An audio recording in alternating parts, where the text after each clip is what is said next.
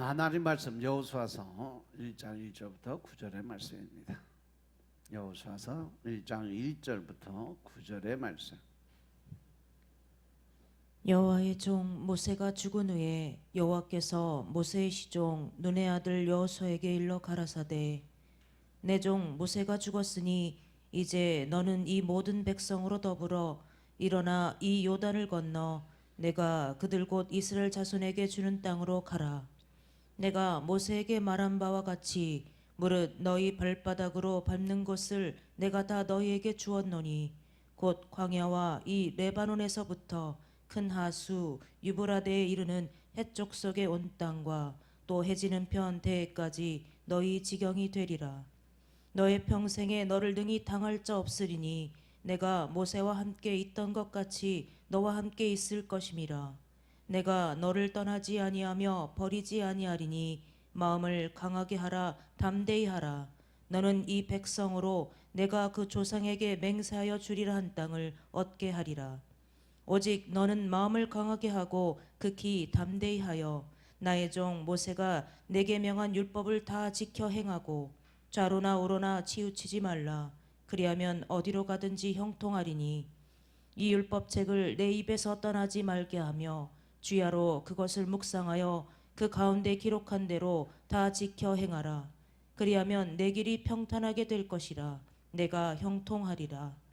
내가 내게 명한 것이 아니냐. 마음을 강하게 하고 담대히 하라. 두려워 말며 놀라지 말라. 내가 어디로 가든지 내 하나님 여호와가 너와 함께 하느니라 하시니라. 아멘. 할렐루야. 우리 하나님 참 좋으신 하나님이십니다. 아멘. 지금 이 시간도 하나님의 은혜와 평강이 여러분들과 여러분들 가정과 직장과 사업장 그리고 여러분들 자녀들까지 하나님의 은혜가 흐르고 넘치도록 채워지길 주의 이름으로 축원합니다. 아멘. 자, 우리 따라합니다. 난 예수님 안에서 모든 사람들을 이해하고 용서하고 사랑하겠습니다. 자, 우리 선포의 기도 드립니다. 나사렛 예수의 이름으로 명하노니 내 안에 가난의 영, 채무의 영은 떠나갈지어다.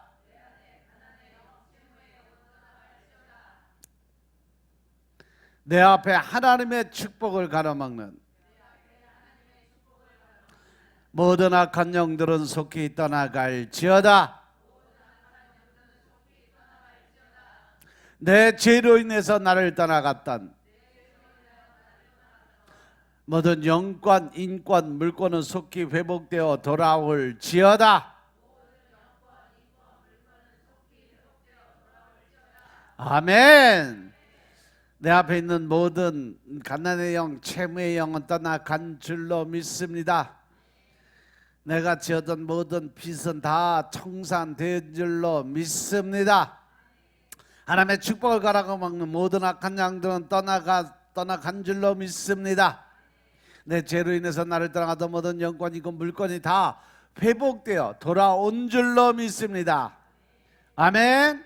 이 시간도 하나님께 영광을 드리는 귀한 시간 되시길 주의 이름으로 축원합니다. 오늘은 여호수아서 1장 1절부터 9절의 말씀 가지고 강하고 담대하라 그러면 내가 형통하리라 하는 제목으로 말씀을 나누겠습니다. 따라합니다. 강하고 담대하라 그러면 내가 형통하리라. 강하고 담대하라 그리하면 내가 형통하리라. 아멘. 오늘 본문의 내용은 다음과 같아요. 광야 40년을 방황하던 이스라엘 백성들은 그 어렵고 힘이 든 그 광야의 생활의 끝에 그렇게도 고대하던 가나안 땅 입구에 드디어 도착을 합니다. 가데스 바네아 그 광야에 요단강 앞에 있고 바로 이 요단강만 건너가면 가나안 땅 천국이에요. 근데 우리가 천국 갈 때 보면 반드시 거쳐가야 될 것이 어디냐면 여기서 떠나서 출발해서 바로 요단강을 건너가야 천국에 갈 수 있는 길이 열려요. 거기서 천국을 향해 갔을 때 그 하늘의 문이 열리고 그 안에 들어가서 이제 천국의 그 모습을 보게 되는데, 오늘 이 이스라엘 백성들도 보면 이제 40년의 그 광야 생활이 끝나고 바로 그 앞에 가데스 바네 이 광야에 바로 요단강 앞에 딱 섰어. 이 강만 딱 건너가면 바로 가나안 땅, 하나님이 말씀하신 젖과 꿀이 흐르는 땅에 들어가게 됐어요. 그런데 그들이 오랜 광야 생활과 자신들이 생각듯 자기 방법에 걸쳐서 우상 섬김의 삶을 살았기 때문에 너무 피곤하고 지쳤어요. 더군다나 40년 동안 자기들을 이끌던 위대한 지도자 모세가 하나님의 부르심을 받아서 죽었어요. 그렇기 때문에 이스라엘 백성들은 큰 충격과 낙심 중에서 우왕좌왕할 수밖에 없었다는 거죠. 이때 바로 하나님께서 모세의 후계자로 지명된 여호수아에게 나타나서 하시는 말씀, 마음을 강하게 하고 담대하게 하라. 그러면서 불안에 떨고 있는 여호수아에게 5절 6절의 말씀을 보면 용기를 끝없이 부어주세요. 너의 평생에 너를 당할 자가 없게 만들어 주겠다. 그리고 내가 모세와 함께 한 것처럼 내가 너와 같이 해줄게. 그러면서 내가 너를 떠나지 않고 버리지 아니할 거니까 내가 마음을 강하게 하고 담대히 하라고 말씀하십니다. 왜? 너는 이 백성으로 내가 그 조상에게 맹세하여 주리라 한 땅을 얻게 만들어준 주인공이 바로 너다라고 말씀하세요. 이 말씀은 바로 지금 이 순간도 여러분들에게 똑같이 하고 계시다는 사실 명심하시기 바랍니다. 우리가 살아가다 보면 늘 환경의 조건에, 사람들의 소리에, 또 우리 삶의 그 모든 방식에 따라서 나를 짓누르고 억누르게 하고, 또 때에 따라서는 혈기, 분노, 짜증이 극에 달하게 만들고, 이러한 모든 문제에 대해서 강하고 담대하게 너희는 선포하고 대적하라고 말씀하십니다. 왜? 내 안에 성령님이 함께 하시니까 그 모든 문제를 해결할 수 있는 능력과 힘도 함께 주시겠다는 말씀이에요. 그래서 여호수아는 힘을 얻어서 이스라엘 백성을 이끌고 가나안 땅을 성공적으로 정복할 수 있는 사건의 처음 시작이에요. 하나님 오늘도 우리들에게 너희는 두려워 말고 강하고 담대하라고 3번씩이나 권면하시고 말씀하고 계심을 믿으시기 바랍니다. 아멘. 여러분 마음속에 불안과 근심이 있습니까? 이 시간 여러분들 하나님 앞에 나와서 무릎 꿇고 다 털어놓고 하나님에 대한 확실한 믿음을 가지고 강하고 담대하게 앞으로 나아가시길 주의 이름으로 축원합니다. 디모데후서 1장 7절에 보시면 하나님이 우리에게 주신 마음이 있어요. 그것은 두려워하는 마음이 아니요 오직 능력과 사랑과 근신하는 마음이다. 아멘. 두려워하는 마음은 곧 누가 주는 마음이다? 마귀 사탄이 갖다 주는 마음이 두려워하고 떨리는 마음이고, 하나님이 주시는 마음은 오직 능력과 사랑과 근신하는 마음이다라고 했어요. 이렇게 전능하신 하나님 우리에게 주시는 마음은 참으로 강하고 담대한 마음인 것임을 깨달으시기 바랍니다. 때로는 빌립보서 4장 11절부터 13절의 말씀처럼 우리가 비천과 배고픔과 고난에 처하는 삶을 맞이한다 할지라도 내 삶이 진짜 힘들고 어렵고 도저히 견디기 어려운 상황에 처할지라도 우리는 그 모든 것을 이길 수 있는 능력을 주시는 하나님이 내 안에 계시고 그 안에서 우리의 삶이 좋게 더 큰 은혜로운 삶으로 변화되어 가고 있다는 사실을 믿으시기 바랍니다. 따라서 내가 궁핍 발음으로 말하는 것이 아니라 어떠한 형편에든지 내가 자족하기를 배웠다. 어떠한 것을 배웠냐? 내가 비천에 처할 줄도 알고 풍부에 처할 줄도 알아서 모든 일에 배부르고 배고픔과 풍부와 궁핍에도 일체의 비결을 배웠노라 라고 말씀하세요. 그러면서 13절에 보면 내게 능력 주시는 자 안에서 내가 모든 것을 할 수 있다 라고 말씀하세요. 우리가 살아가다 보면 어렵고 힘든 일이 생겨요. 때에 따라서는 옆에 가장 친한 사람으로부터 배신을 당하고 더 나아가서 하나님의 은혜로 살 수 있는 자리에 올라가요.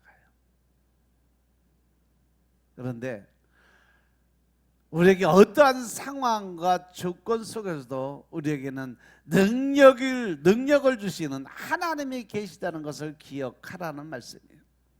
불안과 근심의 배경에는요, 사람의 지혜가 아니라 반드시 교활한 마귀 사단의 그 음모가 숨어 있는 것을 깨달으라는 거죠. 사단 마귀는요, 환경이나 사람을 통해서 불안과 근심과 두려운 마음을 주고 더 나아가서 혈기와 분노와 짜증을 주고 또 더 나아가서 어떠한 사람들을 판단하고 비판하고 정죄하면서 자기 합리화의 삶을 살게 만드는 것이 바로 사단 마귀가 주는 마음이에요. 나는 옳고 너는 틀렸다라는 생각. 우리들은 그것을 말씀과 기도로 주님이 주시는 담대한 마음을 가지고 물리쳐야 되는 사실을 깨달으시기 바랍니다. 하나님의 말씀인 성경은요, 어느 한 구절만 따로 떼어놓고 해석하게 되면 그게 잘못된 판단을 하게 되어 있어요. 이런 면에서 오늘 빌립보서 4장 13절의 말씀은 그 대표적인 예 가운데 하나인데, 내게 능력 주신 자 안에서 내가 모든 것을 할 수 있다라는 이 말씀은 많은 사람들이 믿음만 있으면 못할 것이 없다, 이란 말로 강조되고 있는 성경 말씀이에요. 성도는 예수님 안에서는 못할 것이 없다. 그렇기 때문에 내가 하고자 하는 믿음만 있으면 모든 것 할 수 있다, 하면 된다, 해보자, 이러한 식으로 강조를 하고 있어요. 이러한 것이 바로 잘못된 성경을 기록한 하나님의 의도나 그 배경 상황 등의 모든 것을 무시해버린 채 단정한 구절을 세상 지식으로 해석하는 결과라고 할 수 있어요. 성경은요, 이 사람 저 사람 유명한 말, 즉 명언을 모아놓은 명언집이나 격언집이 아니에요. 만약 성경이 명언집이라면 한 구절 한 구절 각자 자기 해석을 하는 것도 무방하죠. 물론 성경은 한 사람이 전체를 기록한 것은 아니에요. 또 쓰여진 시대나 상황들이 각기 다른 것도 사실이에요. 그렇다고 해서 성경이 각기 다른 목적과 의미를 가지고 있다는 것은 아닙니다. 요한복음에서 성경은 예수 그리스도에 대해서 증언한다고 말씀하신 것처럼 성경은 기록된 시대나 상황 그리고 기록된 사람들이 다를지라도 오직 목적은 딱 하나, 메시아이신 예수 그리스도를 증언하기 위한 목적이 바로 그것이었음을 깨달으시기 바랍니다. 구약의 39권도 이 땅에 오실 메시아, 즉 예수님이 이 땅에 오시기 전에 어떠한 일이 일어날 것을 기록해 놓았던 것이 구약의 말씀이고, 신약의 말씀은 바로 이 땅에 오신 메시아 예수 그리스도께서 하신 일과 앞으로 하실 일에 대해서 설명해 있는 것이 바로 신약의 말씀이에요. 그리고 성경을 기록한 사람들은 자기의 생각이나 뜻대로 기록한 것이 아니라 하나님이 보내주신 성령님에 의해서 하나님의 뜻과 그 마음을 깨닫게 되고, 모두가 한 성령 아래서 동일한 마음으로 기록한 것이 성경이기 때문에 결국 성경의 저자는 누구다? 하나님이다 라고 말씀을 드릴 수가 있어요. 그렇기 때문에 오늘 이 빌립보서 4장 13절의 말씀을 대할 때 한 구절만 두고서 이것이 무슨 뜻인가 이해할 것이 아니라 사도 바울이 쓴 빌립보서 전체 안에서 이 말씀 한 구절을 이해해야 된다. 그래야 답이 나온다라는 거죠. 그래서 제가 특히 이단들은요, 성경 한 구절을 끄집어내서 그것을 자기한테 유리하게 만들기 위해서 별 이상한 식으로 해석을 하고 토를 달아서 사람들에게 유혹과 미혹의 영을 뿌려놔서 결국 글이 들어가면 헤어나오지 못하게 만드는 것이 바로 이단들의 사설이에요. 이것을 위해서 우리는 사도 바울이 오늘 본문의 말씀을 하게 된 그 배경과 그때의 상황까지 이해할 필요가 있다. 사도 바울이 빌립보 교회에 편지를 써서 에바브로디도 편에 보낸 것이 빌립보서라고 알려져 있어요. 그리고 이 편지를 쓸 때 사도 바울은 로마의 감옥에 갇혀서 옥살이를 하고 있을 때 빌립보 교회, 빌립보 지방의 성도들에게 보낸 편지 형식의 말씀이 바로 빌립보서입니다. 따라서 사도 바울이 옥에 갇혀 있다는 소식을 들은 빌립보 교회 성도들이 가만히 있을 수가 없었어. 왜냐하면 빌립보에 그 복음이 전파된 것이 바로 사도 바울로 인해서 복음이 전파됐고, 또 그들은 사도 바울을 그만큼 스승으로, 선생으로, 더 나아가서 목회자로 인정하고 사랑하였기 때문에 그렇습니다. 그래서 그들은 에바브로디도 편에 사도 바울이 옥에서 쓸 수 있는 선물을 보냈던 것입니다. 이러한 빌립보 교회의 사도 바울은 감사하는 편지를 쓰게 된 것이고, 선물에 대한 감사의 말이 언급된 것이 빌립보서 4장 10절부터 20절의 말씀이에요. 우리 빌립보서 4장 10절부터 20절의 말씀을 보겠습니다.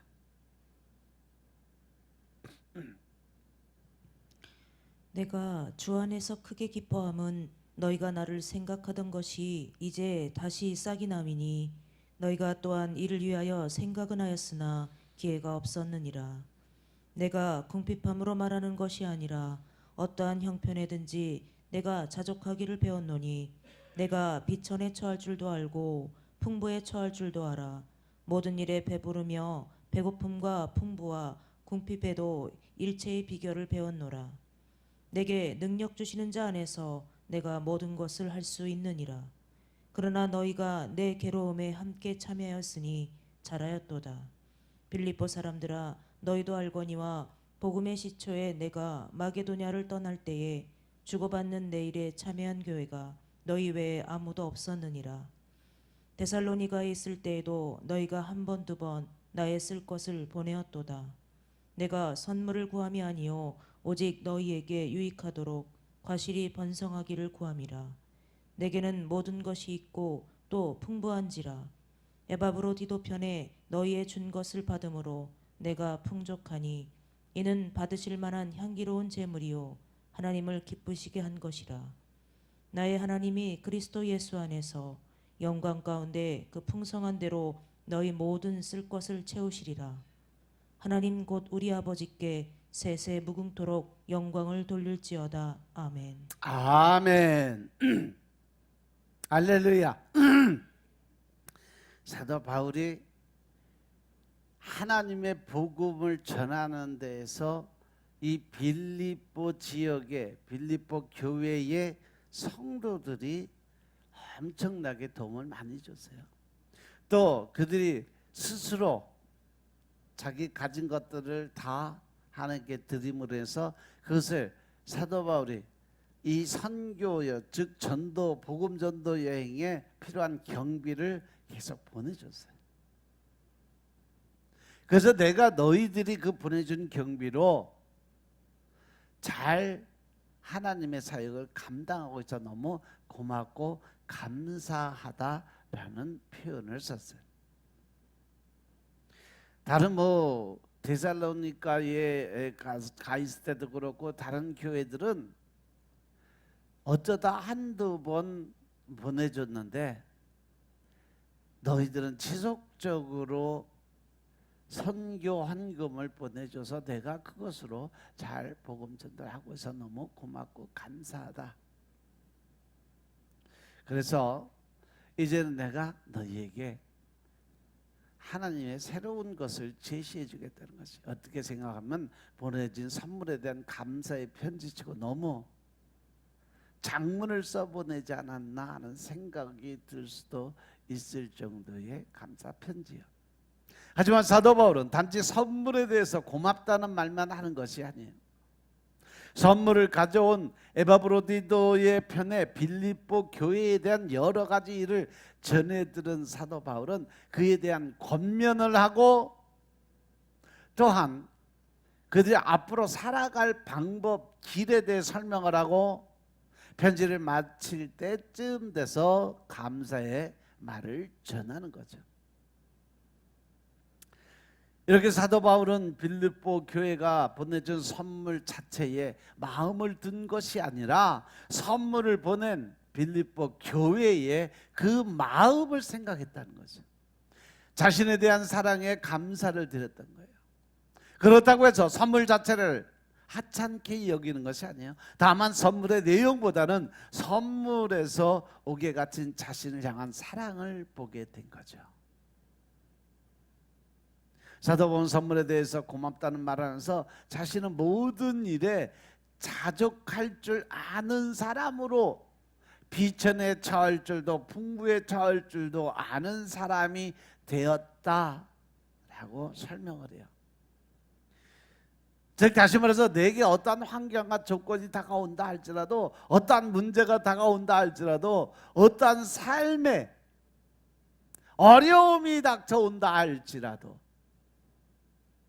나는 오직 예수, 오직 한 길을 걸어갈 준비가 되어 있는 사람이다. 그래서 세상에 어떠한 환난 풍파가 다가온다 할지라도 나는 그것을 이겨낼 수 있는 힘과 능력을 이미 내 삶의 신앙의 훈련을 통해서 이미 하나님께 받은 사람이다라는 거예요. 믿으시면 아멘 합시다. 믿으시면 아멘 합시다.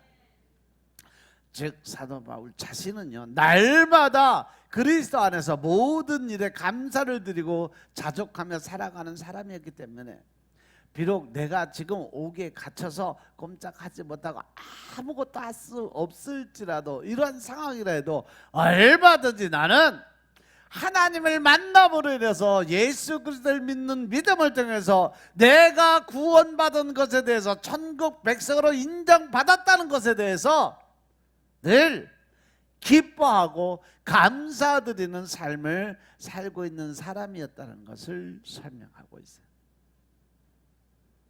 그동안 내게 힘들고 어려고 했던 그 사람들을 판단하고 심판하고 정죄를 하고 끝까지 그 사람들에 대해 복수를 생각하는 것이 아니라 그 사람들을 이해와 용서와 사랑의 마음을 가지고 하나님의 사랑을 그들에게 전해주고 그들이 변화가 돼서 하나님의 자녀로서 살아갈 수 있는 기회를 만들어 준다는 거죠.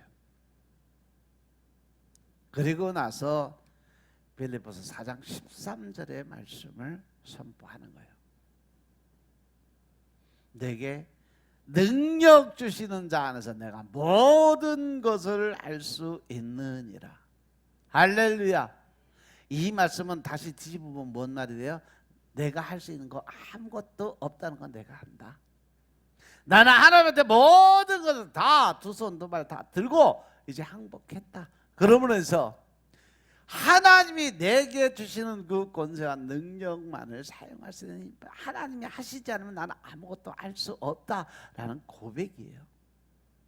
근데 이 말씀이 잘못 해석해서 그냥 믿음 안에서 믿기만 하면 넌 모든 것이 하면 된다, 할 수 있다, 해보자, 이러한 식으로 설명이 되는데, 물론 하나님을 믿고 예수 그리스도를 믿는 그 믿음 안에서 우리가 복음 안에 들어가서 긍정적인 마인드, 내 입에서 나오는 말대로 내가 시행한다는 그 하나님의 말씀을 믿고 우리가 긍정적인 마인드, 긍정적인 생각을 가지고 긍정적인 말을 하게 되면 내 삶이 긍정적으로 바뀐다는 건 정해놓은 사실이에요.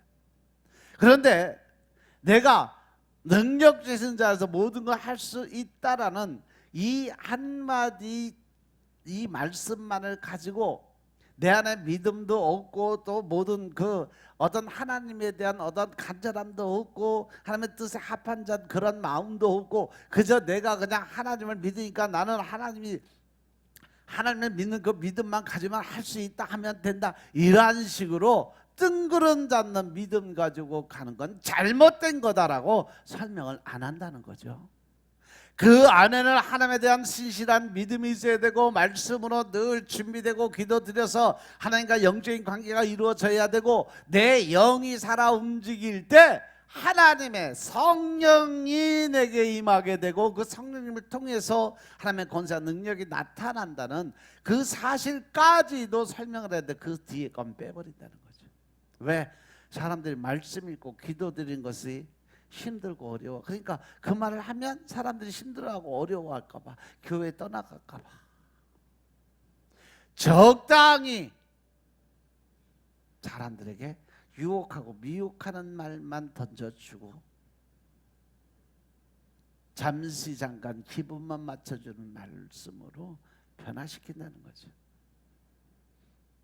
그래서 예수님이 주시는 능력만 믿으면 내가 원하는 대학에 들어갈 수도 있고 하는 일마다 성공할 수도 있고 하루에 뭐 1000명도 전도할 수 있다는 그러한 생각을 가지면 할 수 있다, 하면 된다, 해보자, 이러한 뜬구름 잡는 그러한 생각을 갖게 만들어 준다는 거예요. 결국 이런 일로 인해서 많은 사람들이 자기 일에 도움이 되도록 예수님의 능력을 구하기도 하지만 중요한 것은 과연 사도 바울이 예수님에게 내가 예수님의 일을 하려고 하니까 이러한 능력을 주시옵소서라고 요구하는 기도를 드린 적이 있나 한번 돌아보라는 거죠. 과연 예수님의 능력만 믿으면 무엇인지 하고자 하는 대로 다 할 수 있다는 믿음을 가르치기 위해서 이런 말을 했겠냐는 거죠. 이 말씀 앞에서 사도 바울이 말하고 있던 것은 자족이었어요. 비천에도 궁핍에도 풍부함에도 처할 줄 아는 자족에 대해서 설명하고 있는 거예요.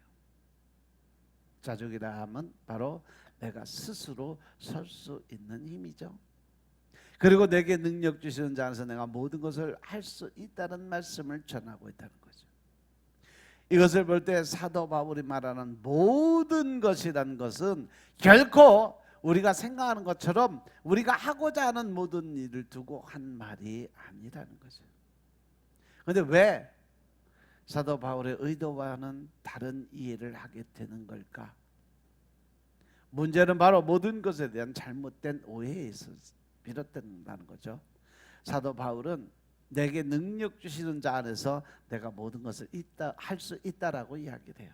이 모든 일은 우리 자신이 원하고 있는 모든 일을 의미하지 않는다는 거죠.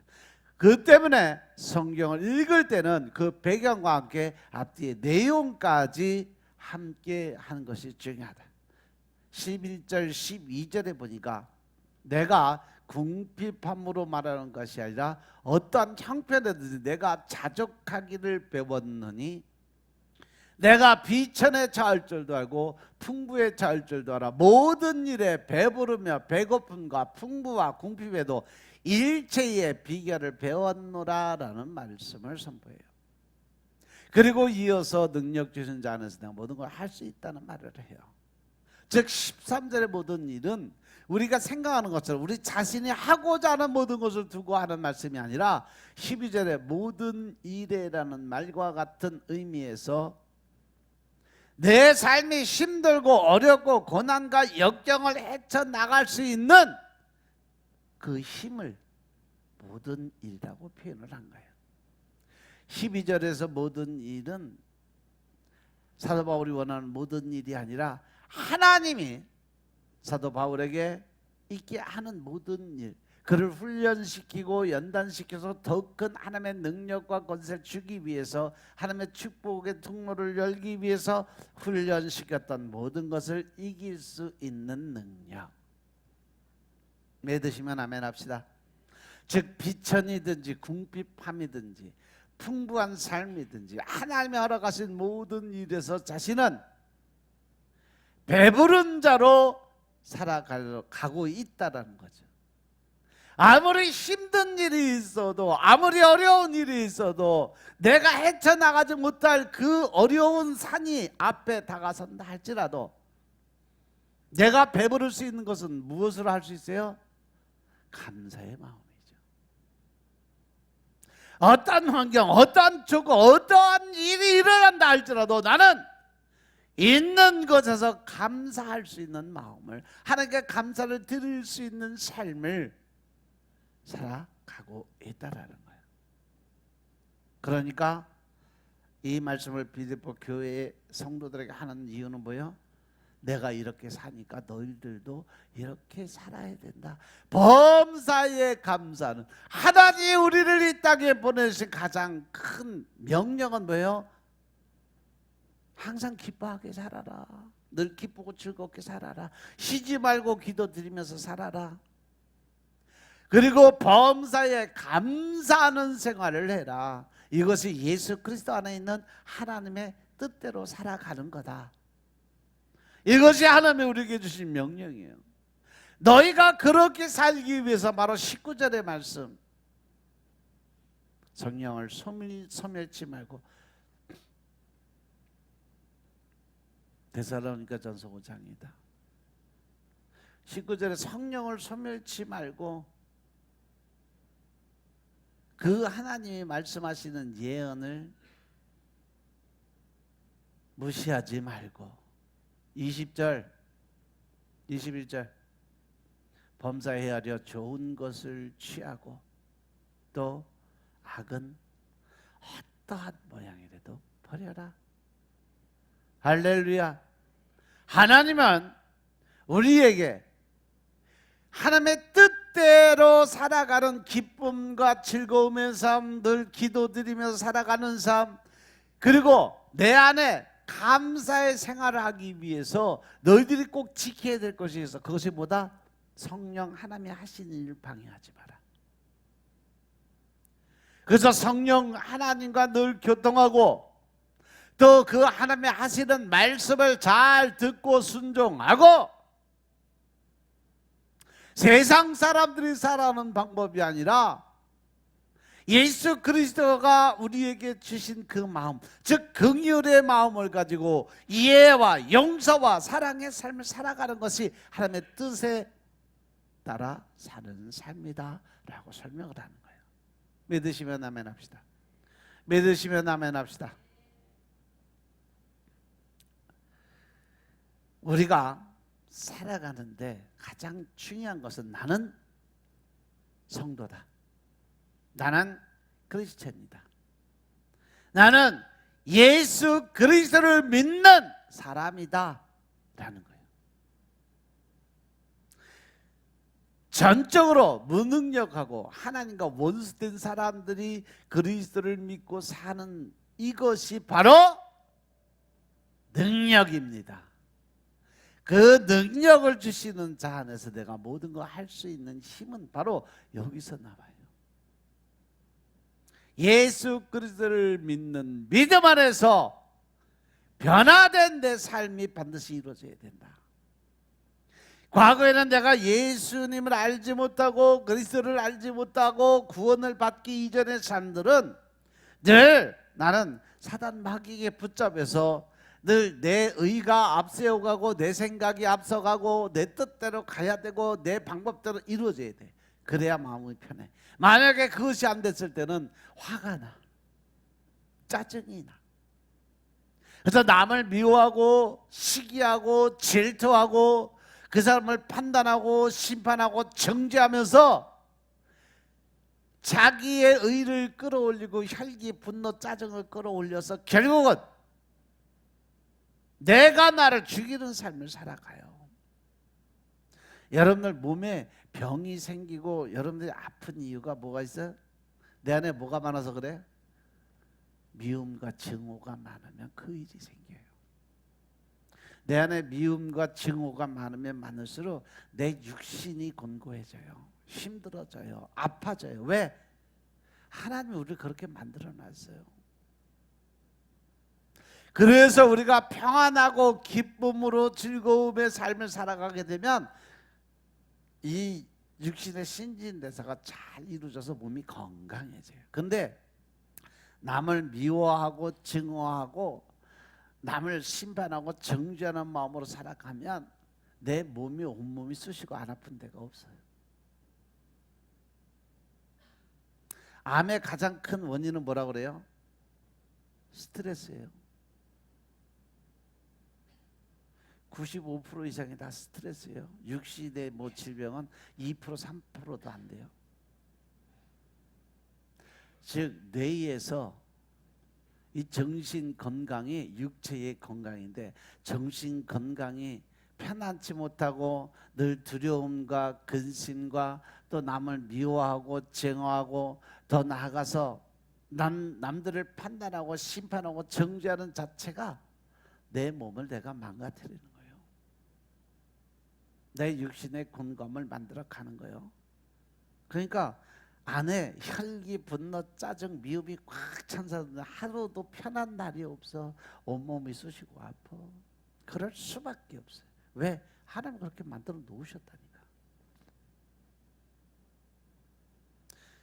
요즘 온몸이 쑤시고 팔다리 어깨허리 안 아픈 데가 없이 아픈 사람 손 들라 그러면 절대 안 들겠지? 네?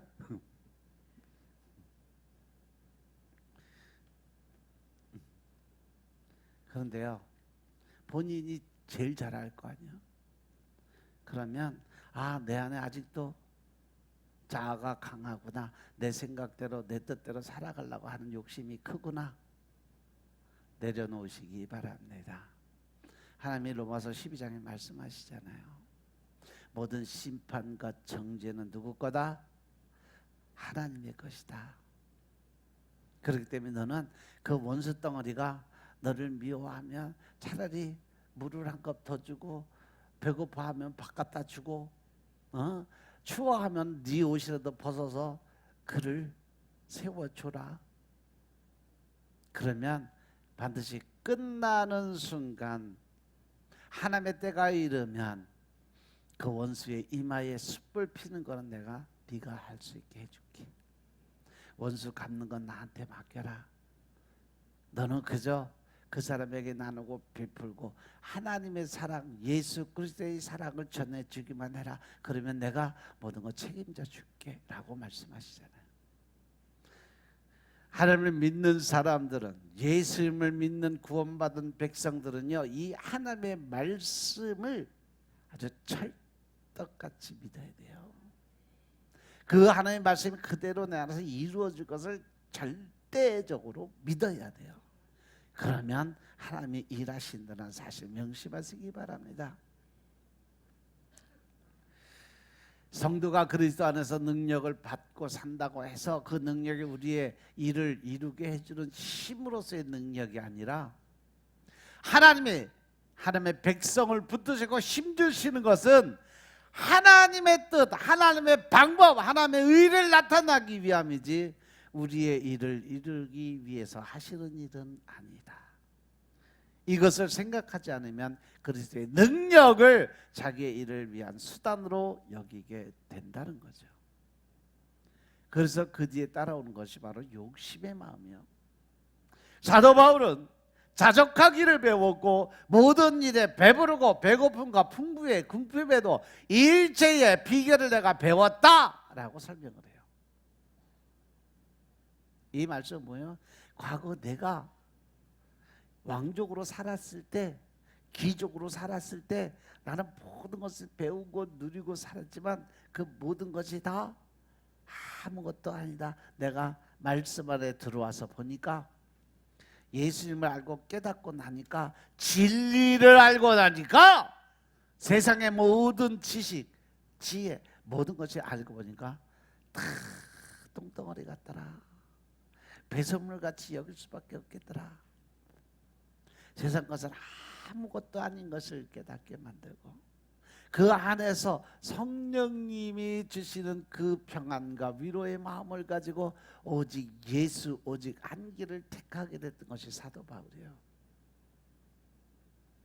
그래서 사도 바울은 하나님이 사도 바울의 허락하시는 모든 형편과 상황 안에서 스스로 존재하는 자족의 법을, 즉 환경과 상황에 매이지 않는 법을 배워야 했던 거죠. 그래서 결국 사도 바울은 날마다 살아가면서 환경과 형편에 매이지 않고 예수 그리스도로 배부르며 살아가는 일체의 비결을 그리스도로부터 가르침을 받고 있었다는 능력이 바로 하나님이 함께 하시는 능력이에요. 오늘 저와 여러분들이 함께 받아야 할 능력이 바로 이 능력인 것임을 깨달으시기 바랍니다. 아멘. 성도는요, 모든 일에 성령의 능력으로 그리스도를 가르침 받는 것이 있어야 돼. 성도에게 주어진 삶은 우연한 그 삶이 하나도 없어요. 다 하나님의 계획 안에서 이루어지는 일들이에요. 내가 힘들고 어려운 삶을 살아가는 것도, 기쁘고 즐거운 삶을 살아가는 것도, 또 그냥 진짜 똥구멍이 째지게 가난하게 사는 것도, 그냥 풍부하게 누릴 수 있는 삶을 사는 것도 다 나를 위한 하나님의 계획이 그 안에 들어있음을 깨달으시기 바랍니다. 내가 힘들고 어려운 만큼 나는 그 뒤에 하나님의 주신 축복의 통로가 그만큼 크다는 사실 명심하시기 바랍니다. 아멘. 그래서 우리가 이 땅에 하나님의 사람으로 살아가기 위한 방법을 가르치기 위해서 우리를 이러한 저러한 형편으로 인도하시는 분이 바로 성령님이심을 깨달으시기 바랍니다. 그런데 정작 성도된 우리는 우리의 형편에서 그리스도를 보기보다 자신의 형편만 바라봐요. 자기 사정만 생각하고 자기 생각만 앞세우고 자기 의만 드러내요. 그것은 뭐냐? 자기 합리화의 삶에 이미 중심에 잡았기 때문에 그래요. 그래서 똑같은 일도 내가 하면 옳은 거고 남들이 하면 잘못된 거예요. 이 말을 요즘 세상 말로 뭐라고 얘기해? 내가 하면 노맨스, 남이 하면 불륜, 이런 식이에요. 내가 하는 건 맞고 네가 하는 건 틀려, 이게 정확한 거예요. 그 때문에 형편에 의한 탄식과 실망만 나올 뿐 사도 바울과 같은 배움이 사라지게 되는 거죠. 이것은 무의미한 인생이고 헛된 세월인 것임을 깨달으시기 바랍니다. 이러한 인생에서는 결코 하나님의 뜻을 이룰 수 있는 것이 아무것도 없다는 사실 명심하시기 바랍니다.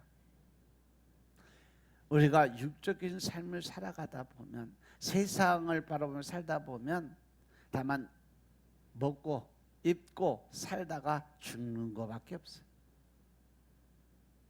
비록 교회를 다녔다 할지라도 교회를 다니다 죽었다는 것이 전부요. 성도들에게 말씀이 주어지는 것은 그리스도를 믿게 하기 위해서가 아니라 그리스도를 배우고 더 나아가서 예수 그리스도의 인도함에 따라 살아가기 위해서 만들어 놓은 법이 바로 말씀이에요. 그렇기 때문에 성도는 하나님이 주신 그 성령으로 인해서 그리스도를 믿는 자로 성경을 이해해야 된다. 성도는 그리스도를 믿기 위해서 사는 것이 아니라 믿는 자로서 그리스도를 배우고 그리스도 안에서의 삶의 모습을 증언하기 위해서 살아가는 거다. 이것이 바로 뭐다? 복음 전도자의 사명이다. 복음 전도는요, 내가 변한 모습을 사람들에게 보여주는 것이 복음 전도예요. 내 말이 변하고 행동이 변하고 내 생각이 변했다는 거, 이래서 내가 이렇게 변했다는 것을 나타내 보이고 증거하는 것이 복음 전도예요. 믿으시면 아멘 합시다. 그렇기 때문에 성도는 자신에게 주어진 모든 일에서 불평과 실망과 낙심하는 마음으로 끝나는 것이 아니라 그러한 일에서 예수 그리스도가 어떤 분이고 신앙이 뭐고 성도가 사는 것이 어떤 것인가에 대한 가르침을 올바로 받아야 돼. 어디서? 성경 말씀을 통해서. 믿습니까?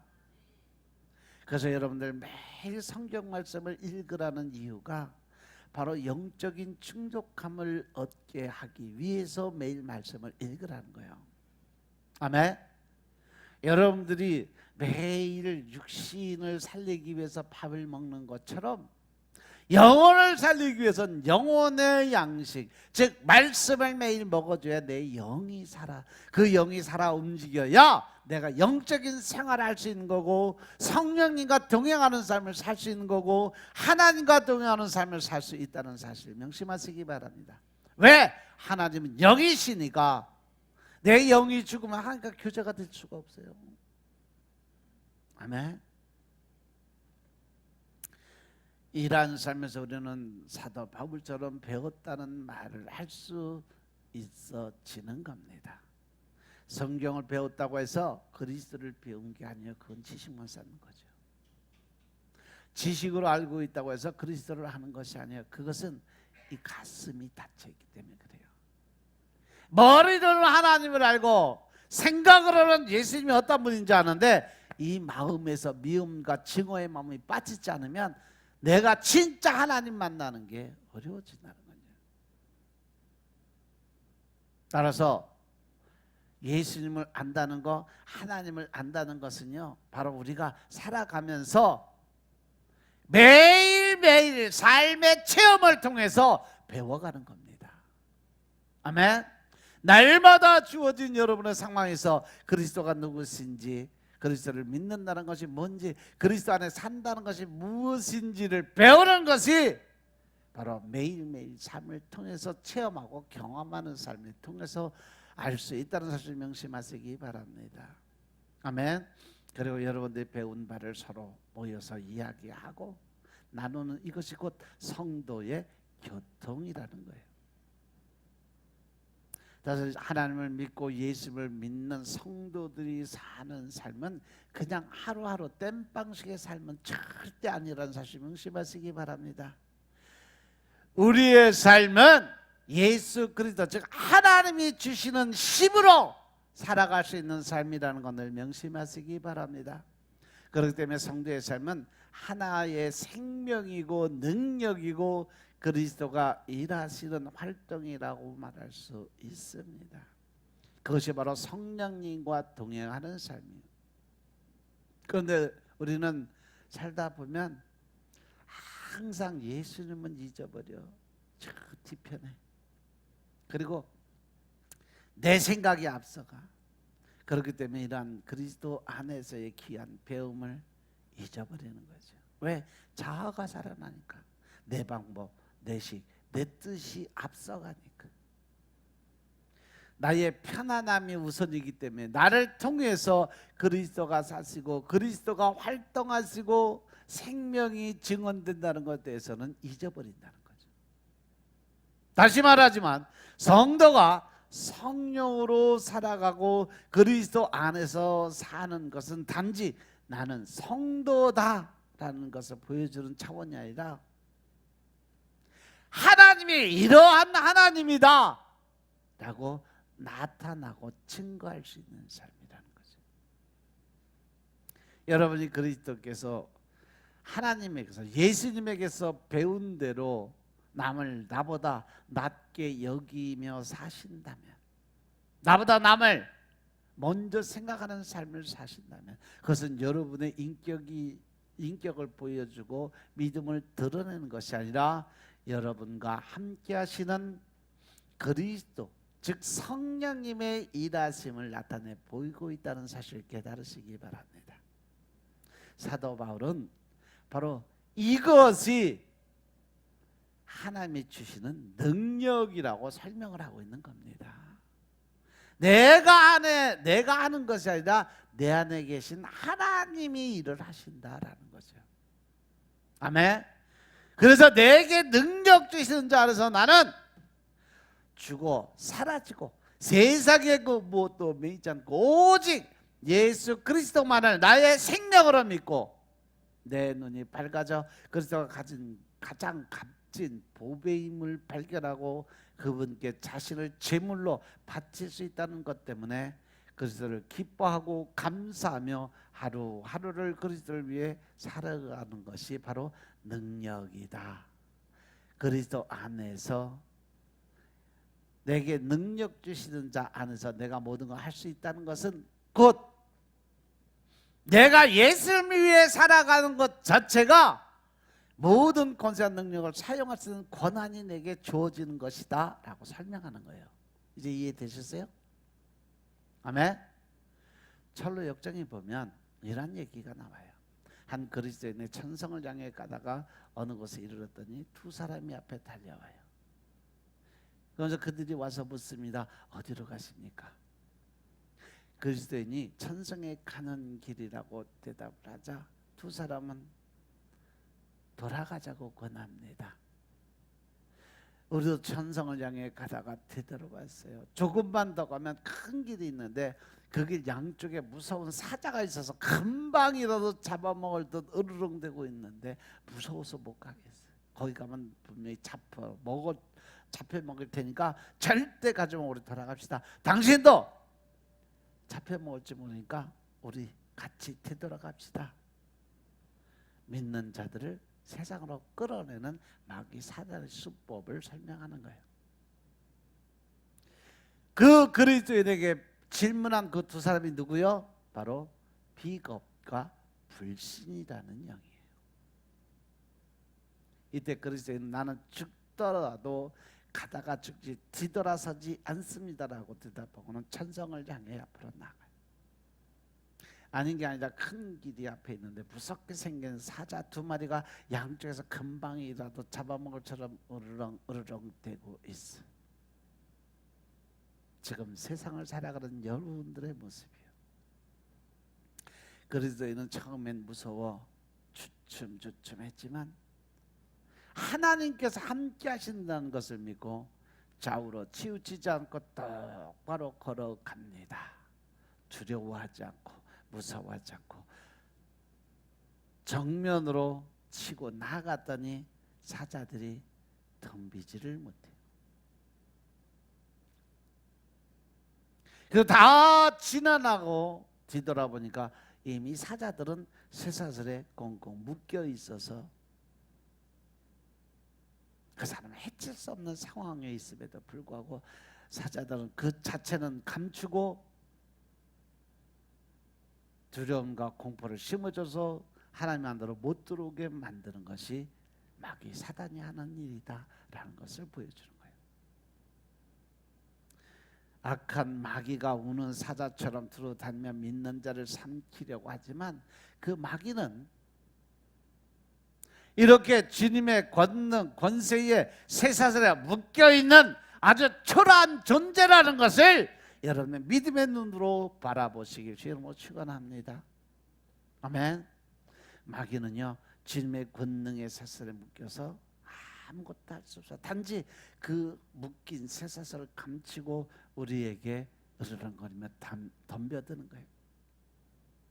따라서 마귀 권세에 두려워하지 말고 하나님의 권능의 손 아래 우리의 눈과 시선이 모아져야 됨을 믿으시기 바랍니다. 그렇기 때문에 하나님께서는 여호수아에게 네가 이 나라 이 민족을 가나안 땅에 데리고 들어가기 위해서 천성을 향해 갈 수 있게 만들기 위해서 내가 먼저 어떻게 해라? 강하고 담대한 마음을 가져야 된다라고 말씀하시는 거예요. 하나님은 이스라엘 백성을 젖과 끓이는 가나안 땅으로 인도하기 위해서 여호수아에게 명령하신 거예요. 가라, 강하게 해라, 담대하게 해라, 흔들리지 말아라, 절대 용기를 잃지 말아라. 그러면서 약속을 하죠. 그 땅을 내가 내게 이미 주었다. 그리고 내가 거기 가서 어떤 일을 하니 나는 너와 영원히 함께 할 거야. 내가 너와 동행하는 삶을 살 거야. 그러니까 너는 나를 믿고 앞으로 나아가라고 말씀하십니다. 따라서 주님은 약속의 말씀을 믿고 믿음으로 나아가면 반드시 내가 그 모든 일을 이루고 나갈 거라고 말씀하세요. 따라서 우리들도 오직 믿음으로 우리의 미래를 바라볼 수 있는 영안의 눈이 뜨여지길 주님으로 축원합니다. 하나님의 약속을 믿는 그 믿음, 가나안 땅을 바라보는 영적인 눈을 가지고 나아갈 수 있는 여러분들의 삶이 되시길 주님으로 축원합니다. 오직 믿음으로 보고 믿음으로 행하는 길에만 능력이 있다는 사실 명심하시기 바랍니다. 내게 능력 주시는 자에서 내가 모든 걸 할 수 있다라는 이 사실은요, 내가 모든 것을 내려놓고 하나님께 맡기면 하나님의 나의 모든 걸 책임져 주신다라는 사실이 있다는 것도 명심하시기 바랍니다. 물론 우리가 천성을 향해서 나아갈 때에 환경을 통해서 우리를 방해하는 세력과 장애물들이 많이 있어요. 그러나 거기서 멈추지 말고 오직 영원한 천성을 사모하며 하나님의 말씀에 대한 전적인 순종을 통해서 하늘나라를 향해 나아갈 수 있는 믿음의 군사들이 다 되시길 주의 이름으로 축원합니다. 아멘. 기도드리겠습니다. 아버지 하나님 감사드립니다. 오늘도 아버지의 은혜 가운데 우리가 살아갈 수 있도록 주여 축복하시고 오직 믿음 안에 사는 영적인 권세와 능력으로 살아가게 하여 주심을 감사드립니다. 우리 마음속에 늘 신령과 진정의 마음을 가지고 예수 그리스도께서 주신 즉 성령님이 함께 하시는 강하고 담대한 믿음의 마음을 갖게 하셔서 우리가 주님이시는 형통의 축복의 주인공이 되게 하여 주시옵소서. 늘 하는 일마다 잘 되는 일로 채워 주옵소서. 어제 예수 그리스도의 믿음 안에 우리가 변화된 삶을 살게 하시고 예수님을 믿기 이전의 삶과 예수를 믿고 난 이후의 삶이 완전히 변화되게 하시고 하나님을 만났던 삶의 순간과 만나지 못했던 삶의 순간이 다 완전히 변화될 수 있는 삶으로 나타나게 하옵소서. 그래 복음 전도의 삶은 감당케 하옵소서. 모든 말씀 우리 주 예수 그리스도의 이름으로 감사드리며 기도드렸사옵나이다. 아멘.